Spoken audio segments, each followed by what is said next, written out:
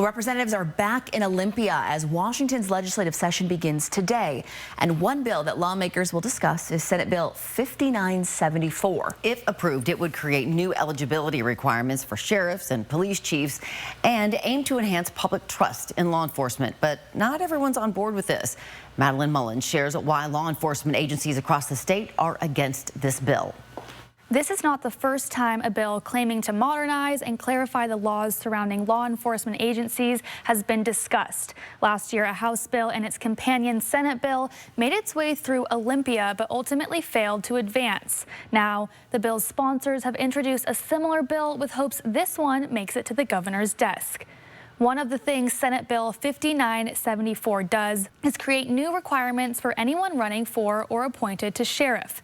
That person must have a high school diploma or equivalent certificate, worked for a law enforcement agency for 5 consecutive years, and received the necessary certification required within 9 months of taking office.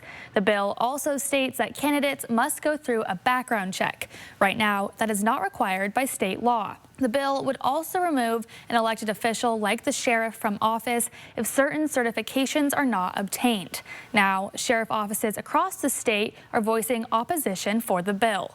A letter from the Walla Walla sheriff, who is also the president of the Washington State Sheriff Associations, reads in part, a significant element of this bill proposes that an unelected state board have the authority to remove an elected official, specifically an elected sheriff, from office. This creates a significant challenge to the elected office of the sheriff.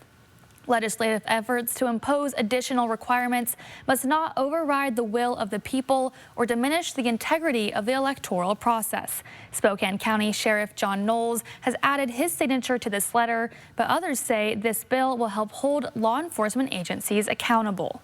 But these bills are manifested by what has transpired in modern day policing, and what WCPA is requesting that these bills go forward, because they will save lives.